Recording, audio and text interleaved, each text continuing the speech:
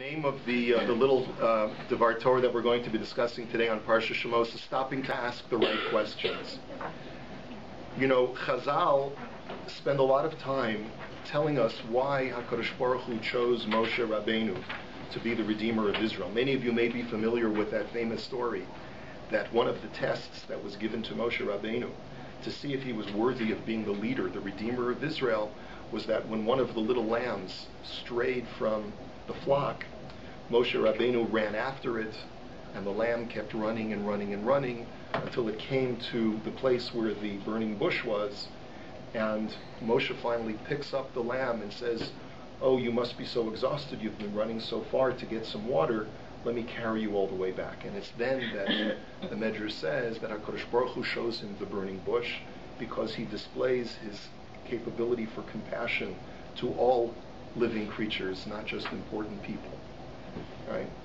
So you see that Chazal themselves are very interested in finding ways to see how Moshe Rabbeinu, why he was chosen as the Redeemer of Israel. I'd like to, in that same vein, sort of point out to us something that you don't see at first glance when you read about the story of the burning bush. Moshe's behavior immediately before the revelation of the Sineh, I think, is very revealing. The Torah begins Perek Gimel of our Parsha by saying that Moshe was shepherding the flock of Yisro, and he comes to the Mount of Hashem in Chorev, which was so called because of what would eventually happen. The Jews would eventually receive the Torah at Mount Chorev, which is another name for Har Sinai. In Pasuk Beis, the Torah says, "Vayera malach Hashem elav belabas eish mitoch hasaneh," that an angel of God appears to Moshe out of a flaming fire that is in the midst of the burning of the bush. Vayar v'hinei hasaneh bo'er ba'esh v'hasaneh einenu ukol. And he looks at it and he sees that, behold, the bush is burning in fire, but it's not being consumed. Now here's the key pasuk. Vayomer Moshe. Moshe then says, "Asura na ve'ereh," let me turn aside and see es hamar'eh hagadol hazeh, this amazing vision. Madua lo yivar hasneh, why is the bush not burning? And then the Torah says, Vayar Hashem kisar lir'os, God saw that Moshe had turned aside to go look. Vayikra elav Elokim mitoch hasaneh, and God calls to him from amidst the bush, Vayomer Moshe, Moshe, Vayomer Hineni Moshe, and he says, Moshe, Moshe, and Moshe says, Hineni, here I am. Now, the Torah could have written in very, very simple terms that Moshe saw the bush, behold, it was burning, and it was not being consumed, and then it could have just said, Moshe went to look at the bush. Why does the Torah have to tell us that Moshe mused to himself, let me turn aside and take a look why this bush is not burning? It's almost a narrative that is so unnecessary, and from a literary point of view, it seems completely superfluous. Obviously, if Moshe turned to look at the bush, it was because he was curious in his mind. So what does the text provide us? What information does this text provide us that we didn't already know about Moshe's curiosity? This whole Pasuk Gimel seems to be totally unnecessary. Moshe says, let me turn aside and see why this bush is not burning. Well, obviously it's curious, and that's just saying that he went to look at it. And also, why does it say that only after Hashem saw that Moshe had turned aside to look did he call out to Moshe and say, Moshe, Moshe? Pasuk should have just said that Moshe turned to look at the sneh, and Hashem called out to him and said, Moshe, Moshe. Another difficulty is the Rashi on this pasuk, which also seems to make absolutely no sense. It's baffling. Rashi on the words asura na, let me turn aside, Rashi says, asura mikan lihitkarev sham. Let me turn away from here to go closer to there. End of Rashi. Interesting 4 words of Rashi's commentary. Asura mikan lihitkarev sham. Did you ever learn that you have to know what Rashi's question is? What is Rashi asking? Not only do I not know what Rashi's asking, I don't even know what Rashi's saying. Can anyone explain to me what Rashi is adding? What is Rashi telling me over here? Anyone have any idea? Please feel free to. Yes. I don't know. Almost like he's taking on a new life. He's turning away from his old life and being by the bush, entering now a new. So very good. This is a figurative kind of turning away from here, from the here and now, from this world, and enter into a spiritual dimension, into a spiritual life. Very good. That could be what Rashi's saying. Yes. That's possible. Okay. Anyone else? Okay, good. Now take a look at the Medrash, Medrash Tanchuma, which is also quite baffling. Vayomer Moshe Asura na ve'ereh. Moshe says, let me turn aside and look. Rabbi Yochanan Amar Sholosh Pisios Pasa Moshe. The Rabbi Yochanan said that all Moshe had to do was take 3 steps, and immediately the revelation took place. Reish Lakish Amar, Reish Lakish, however, says, Lo Pasa Elat Savaro Ikein. No, he didn't take any steps at all. He just turned his neck. Just turned his neck. And that was enough. Amar le HaKadosh Baruch Hu, Hashem said to him, Nitzta'arta lir'ot. You took such pains to see what was going on. Chayecha she'egle alecha, or she'igale alecha. And therefore I promise you as your reward that I shall reveal myself to you. Either because you took 3 steps, or because you turned your neck to see what was going on, I shall reward you, Moshe, for that great sacrifice of taking time away and taking 3 steps or turning aside to look. Miyad vayikra elav Elokim mitoch chasaneh vayomer Moshe Moshe. So immediately that's when Hashem says, this is the man worthy of being the Redeemer of Israel, because he took the 3 steps. Anyone have any better elucidation of what was going on over here? What is the Medrash trying to tell me? What was the big Gedillah about Moshe taking the steps to go see what was going on? I mean, wouldn't anyone, if they saw a burning bush that was quite strange, defying the laws of science, the laws of physics, wouldn't they also be curious and want to turn aside to see what was going on? I think it's because sometimes in the life we see every time a lot of miracles during the day, and we don't realize that for everybody it's like simple things, but it's a miracle every time. So maybe Moshe see this situation like he saw it as more than just being commonplace. Yeah. I mean, that certainly Moshe was able to see certain things perhaps that other people would have just looked at and said, it's nothing. Okay, it's a very good point. I really very much love studying the words in the Hebrew language. So let me just, I have a few books in my library that are specifically dedicated to language, to dikduk, and to understanding the subtleties of different words in Hebrew. And if you take, I have a sefer called Sefer HaKarmel, which is a 2-volume set which was written either by the Malbim or his students, who compiled all of his works. The Malbim was a great linguist and was very, very dedicated to understanding the different nuances of the different words, the vocabulary words that are found in Tanakh. There are 2 ways to say the word why in Hebrew. How do you say the word why in Hebrew? Lama or Madua. Anyone know the difference between Lama and Madua? Lama.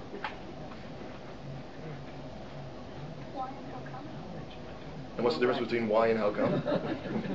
One is curiosity and one is wanting a deeper understanding. Okay. All right. Lama is lama. What purpose? Oh, okay, good.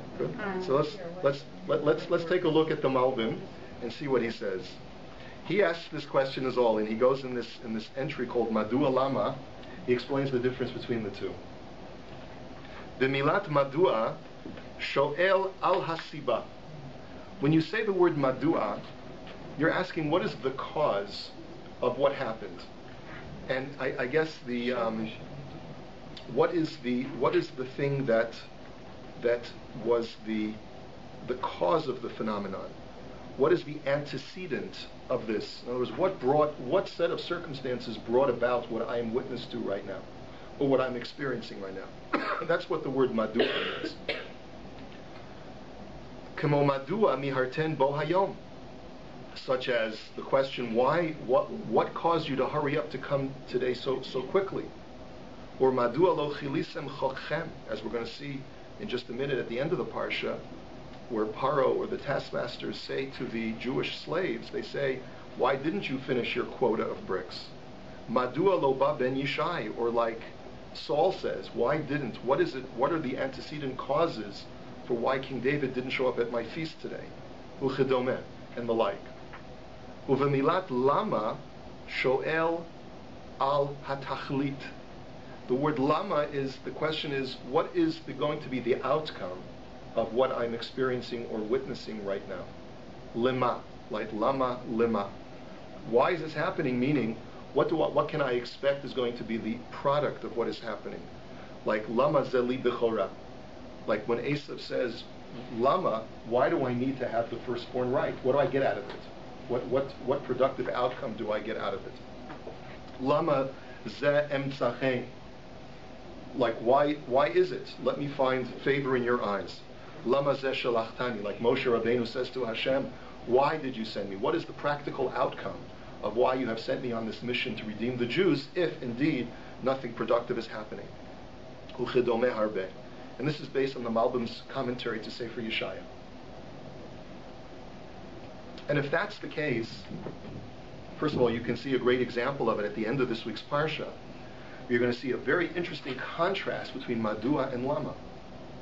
If you look at the end of this week's Parsha, which you have on your sheet in Shemos Perek Hey, Psukim Yud Dalet and Tesvav, it says, Vayuku shotrei b'nei Yisrael, asher samu aleim noga seifar ole mor. That the Jewish officers who were in charge of making sure that the Jewish slaves made their quotas, they were whipped by the Egyptian taskmasters. And the reason why they were whipped is because they said to them, Madua lo chilisem chochem lilbon kil smol shilshom gam temol gam hayom. What is it? Madua, why is it that you have not been able to meet your quota that you used to do up until now? So in other words, what were the antecedent causes? What caused you to not do this? Right? Whereas in Pasuk Tesvav, where the Jewish officers are responding, Vayavo shotrei b'nei Yisrael vayitzaku el Paro lemor, lama ta'aseh cho la'avadecha. Why are you doing this to your servants? What do you hope to achieve from it? Do you see? You see the difference between Madua and Lama. Madua is a question of, like, why is this happening? Like, what caused this to happen? And Lama is, what is going to be the outcome? Why is this happening? Meaning, why is this? What can I expect is going to happen from this? Both in English, both words are why, but they mean two totally different things. Is it making sense now? So now, if we take a look, we can try to understand that when Moshe Rabbeinu goes and takes a look at the Sinai, there are two approaches that he can have when he takes a look at, sees this burning bush. He can say, Lama lo yivar hasneh, or he can say, Madua lo yivar hasneh. And those are two very, very different questions that two different kinds of personalities would ask. Lama lo yivar hasneh is, what is the utilitarian benefit that I can hope to gain from this burning bush? What's in it for me?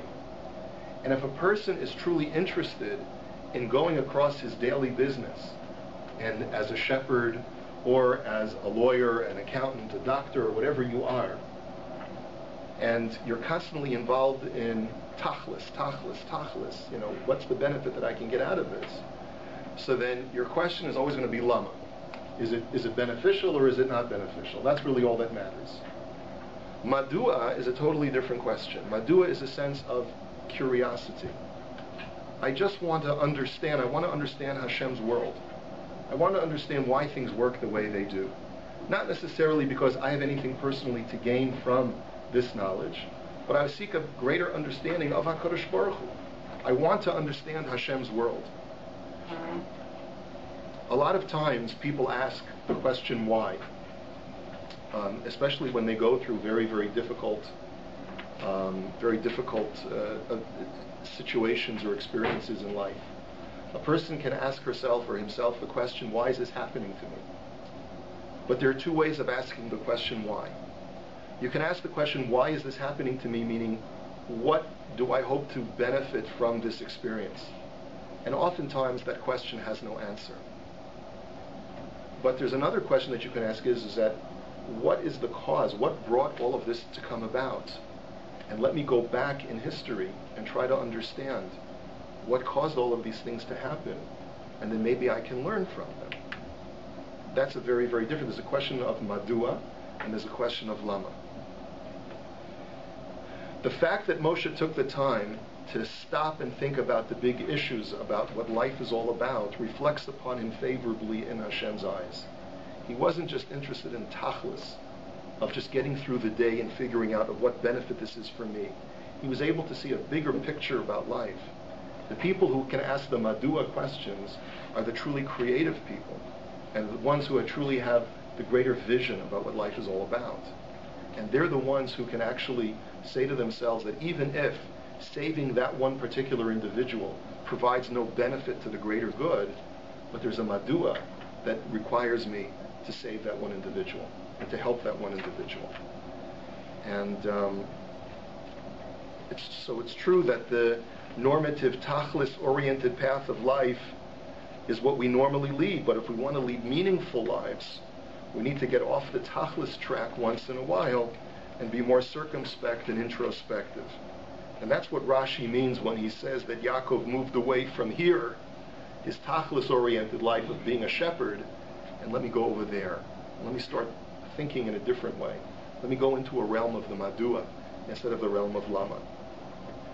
And I think that's really what made HaKadosh Baruch Hu ultimately select Moshe. It was the quality that the Medrash reflects upon, that he was a person who wanted to help all of God's creatures and had compassion and had mercy upon even a little lamb. But it was also the fact that he was able to ask madua instead of asking lama. It means that he was able to see a larger picture and try to understand a deeper meaning into the world that Hashem had given to us.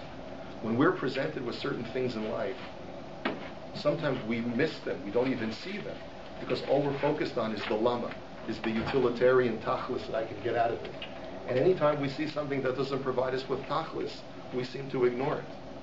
But if we're prepared to ask the madua questions, then we'll see a much deeper color in everything that is around us, and we'll be able to be worthy of being a redeemer of Israel ourselves. So that's, I think, the message that all of these midrashim and psukim are trying to point out to us. If you go back and you see that what Moshe is saying, Vayomer Moshe, that's why the Torah records what Moshe is thinking in his mind. Let me turn aside from my regular routine of tachlis, of being a shepherd. Let me see the madua and try to figure out what the purpose of life is all about. Okay? I hope you have a great week. Thank you. Thanks for coming.